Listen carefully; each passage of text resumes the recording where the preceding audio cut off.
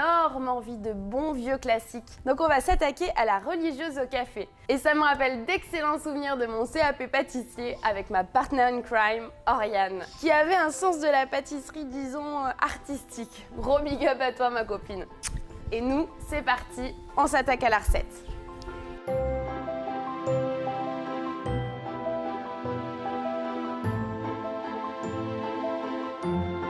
On va commencer par le craquelin pour les choux. Donc vous aurez besoin de beurre, de sucre cassonade et de farine.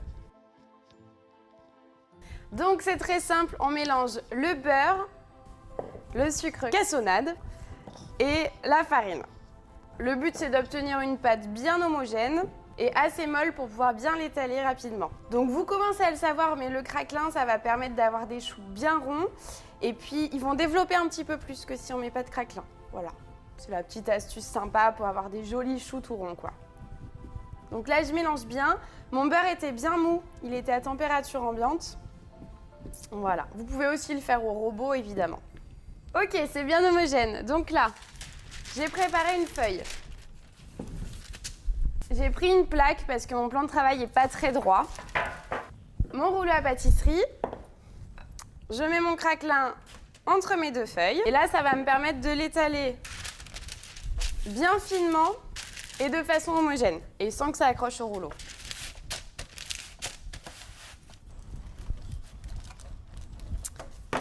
Hop, et voilà. Bon, faut qu'il fasse quelques millimètres. Donc là, c'est parfait, je vais pouvoir emporte-piècer. Alors là, j'ai pris un emporte-pièce de 6 et un emporte-pièce de 4. Pour faire la religieuse, évidemment, le gros chou, le petit chou. Voilà. Donc, j'emporte-pièce directement. Ok. Je réétalerai mes chutes pour faire le 6e. Voilà. Et donc là, je vais au congélateur directement, bien à plat. Bon, il y en a pour 10 minutes pour que ça prenne. Et je vais passer à ma pâte à choux. Vous aurez besoin de lait entier, d'eau, de sucre, de sel, de beurre doux, de farine et d'œufs entiers. Alors, on commence par mettre le lait et l'eau dans la casserole. Donc certains font la pâte à choux qu'avec de l'eau, elle sera un peu plus sèche et elle durera plus longtemps dans la journée, par exemple pour les croques en bouche, et d'autres qu'avec du lait. Elle sera un peu plus moelleuse, mais du coup elle va prendre de l'humidité un petit peu plus rapidement.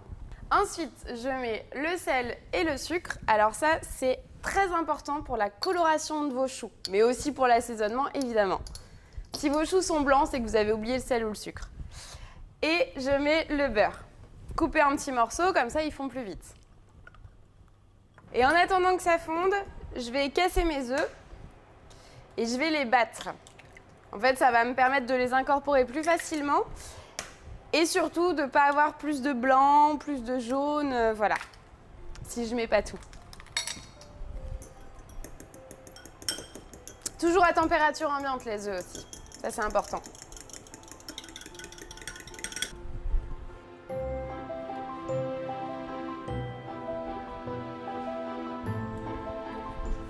Ok, ça bout, je l'arrête hors du feu. En une fois, j'ajoute la farine et je mélange. Donc là, on va réaliser ce qu'on appelle la panade. Donc ça va faire exploser les grains d'amidon, en fait, la chaleur. Et après, on vient dessécher 1 minute maximum sur le feu. Donc là, si on dessèche trop, en fait, ce qui va se passer, c'est qu'on va devoir ajouter plus d'œufs. Et ils vont coaguler rapidement à la cuisson. Et l'humidité qu'il y a à l'intérieur, en fait, va vouloir s'échapper quand même. Et c'est ce qui va faire craquer votre chou. Voilà, tout simplement.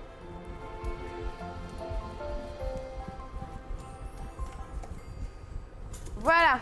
Alors, comme la dernière fois, je l'ai fait à la main. Aujourd'hui, on va la faire au robot. Je mets ma panade dans le robot. Et donc là, hop, je viens faire tourner 1 minute, 1 à 2 minutes. Pour la faire légèrement refroidir avant d'ajouter les œufs. Donc là, je vais ajouter les œufs petit à petit.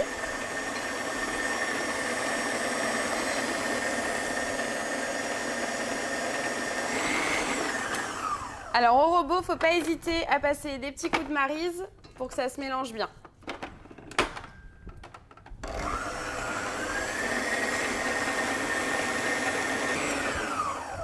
Hop, voilà. Donc là, je vais finir à la Maryse. Là, c'est comme sur la recette des éclairs sans gluten. Je veux un beau bec d'oiseau légèrement liquide. Donc là, ça manque encore un petit peu. Donc je vais ajouter un tout petit peu plus d'œufs. Ok, super. Bon, là, on a une belle pâte à choux avec un beau bec d'oiseau. Ok. Donc là, on passe au pochage. Alors là, je vais prendre 2 douilles différentes. Mais je vais utiliser la même poche. Donc j'ai une douille de 11 mm et une douille de 9 mm. Je mets d'abord la grosse douille, celle de 11. Donc là, j'ai préparé une plaque. Toujours, j'ai graissé en dessous, hein, puisque là, on est sur feuille pour éviter que ça gondole. Mais si vous avez un tapis silicone percé ou carrément une plaque Tefal, vous pouvez pocher directement sur la plaque Tefal, c'est très bien. C'est ce que je fais d'habitude. Et là, je n'avais pas les bonnes tailles de plaques, donc voilà. Donc, je viens pocher d'abord mes gros choux. Alors, je fais attention à laisser de l'espace entre chaque parce qu'ils vont quand même gonfler à la cuisson. Et donc là, on va dire que je fais un chou d'à peu près 5 cm. Voilà.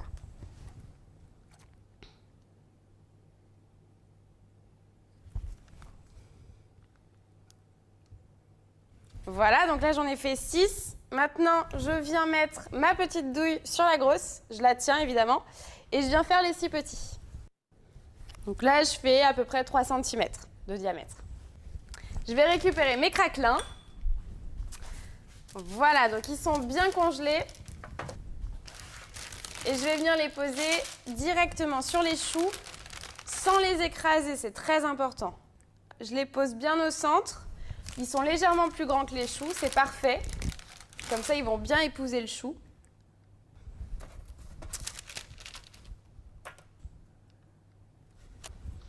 Je suis un peu une addict du craquelin cru. Donc il faut que j'arrête parce que c'est du sucre et du beurre, donc voilà. Donc maintenant, je vais les enfourner à 160 degrés pendant environ 45 minutes. Ça va dépendre de votre four comme d'habitude. Donc si votre four ne ventile pas trop et qu'il a tendance à peu chauffer, mettez-les plutôt à 180 degrés. Voilà, moi ils ventilent très bien. Donc je vais les mettre à 160 avec une ventilation moyenne. Et voilà. Allez, c'est parti, en cuisson.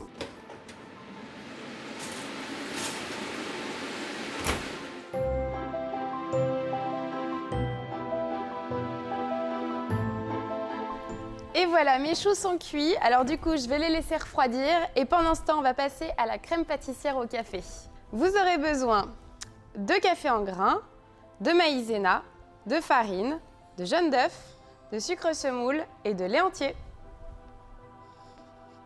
Je mets mon lait à bouillir pour infuser mon café. Et donc là, je vais écraser mes grains de café. Donc si à la maison, vous n'avez pas des grains entiers, vous pouvez utiliser du café moulu. Par contre, il vous faut une passoire assez fine. Voilà. Donc là, je vais les écraser avec mon rouleau, c'est plus simple.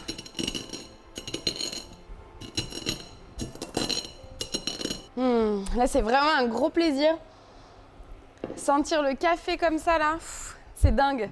Bon, alors j'attends que ça bout et je vais verser dedans. Donc là, j'ai écrasé grossièrement, hein. Voilà. Et donc maintenant, je remue un petit peu et surtout, je vais couvrir pour garder bien tous les arômes de café à l'intérieur. Voilà, je laisse infuser 10 minutes.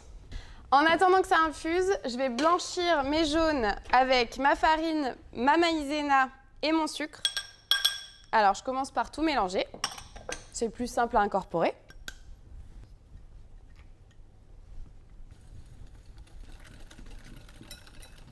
Les 10 minutes sont finies, donc du coup, j'enlève le film. Et puis là, ça sent mais trop bon. En fait, ça sent comme un cappuccino, mais genre le cappuccino de vos rêves, quoi, tu vois. C'est juste incroyable. Du coup, je chinoise directement sur mon mélange blanchi. Et j'en perds pas une miette, évidemment. Là, je mélange bien et je remets dans ma casserole. Et donc là, le secret d'une bonne pâtissière vraiment réussie et onctueuse, c'est de ne pas la cuire trop vite. Donc je ne mets pas mon feu trop fort. Et comme d'hab, je viens gratter le fond de ma casserole et les bords.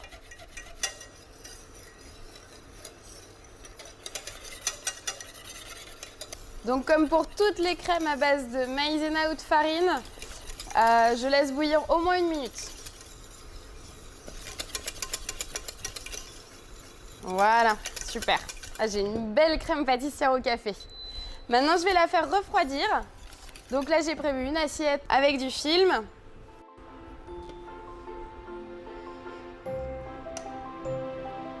Et je filme au contact, évidemment, vous l'aurez compris.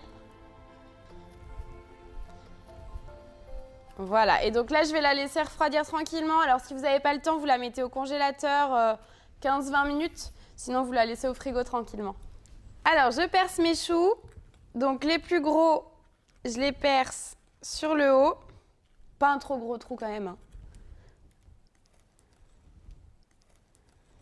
Et les petits, je vais les percer juste là, en dessous. Voilà. Donc maintenant, je récupère ma crème pâtissière. Elle a bien refroidi. Là, je la détends au batteur. Vous pouvez le faire au fouet aussi.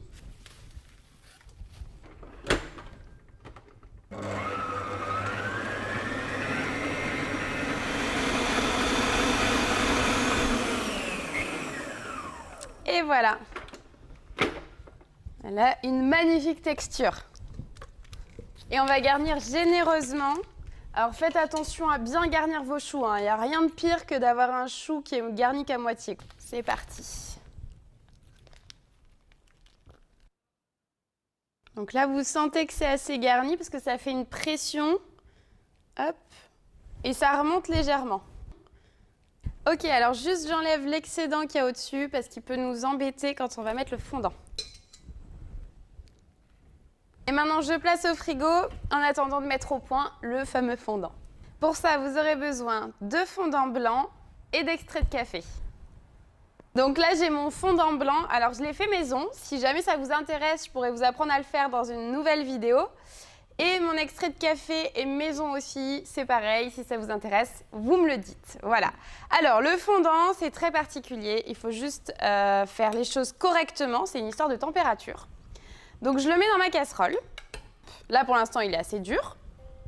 Et je vais mettre un petit peu d'extrait de café. Si on ne les fait pas au café, il faut mettre un petit peu d'eau. Voilà. Et donc là, je vais venir chauffer, mais il ne faut pas que ça dépasse 30 degrés, c'est hyper important. Donc, j'y vais tout doucement, tout doucement, tout doucement. Et là, je le broie un petit peu avec ma spatule.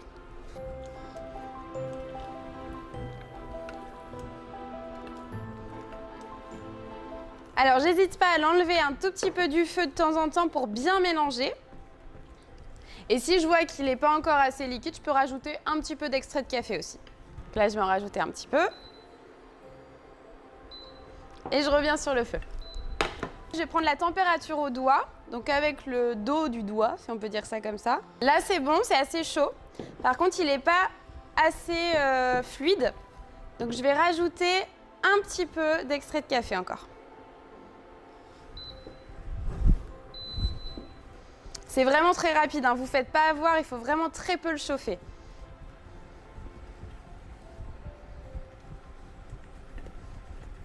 Il faut qu'il soit liquide, mais pas trop, hein, parce qu'il est censé tenir sur le chou quand même. Voilà, là on est bien. J'en ai pris 3 pour vous montrer correctement. Donc là, comme j'ai une petite quantité, je vais le mettre dans un petit récipient pour être à l'aise. Je prends ma religieuse, je la trempe dedans, je remonte délicatement. Et là, avec mon doigt, j'accompagne le fondant. Hop. Je prends le chapeau. Pareil, je viens dedans. Et je viens directement dessus pour que ça colle. Voilà, je vérifie que c'est bien droit quand même. Voilà, c'est bon. Et je fais pareil avec les autres.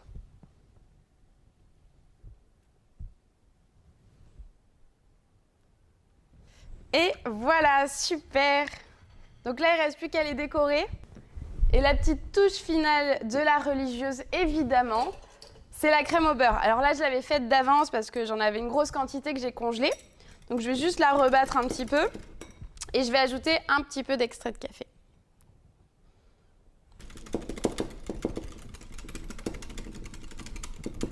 Qui dit crème au beurre dit petite flamme sur les religieuses. J'ai une petite douille toute mignonne, cannelée. Je vais venir faire mes petites flammes. Voilà, et maintenant donc, je fais celle du dessus, la petite dernière. Et voilà, maintenant on va les mettre un tout petit peu au frigo pour que la crème au beurre prenne et que la crème pâtissière soit bien froide. Ça va être délicieux. Bon, je vous cache pas que c'était une commande de Alain qui est tout fraîchement arrivé dans l'aventure. Donc j'espère que ça va lui plaire. On verra pour la suite. Et puis j'espère que ça va vous plaire aussi à vous. Dites-moi en commentaire ce que vous préférez comme religieuse, à quel parfum et si celle de votre pâtissier de quartier vous rend dingue. Et puis en attendant, on s'abonne. Évidemment, on n'oublie pas la petite clochette pour avoir les notifications. On partage et puis on met plein de pouces bleus parce que ça me fait toujours super chaud au cœur. Et je vous dis à très vite pour de nouvelles recettes. Salut!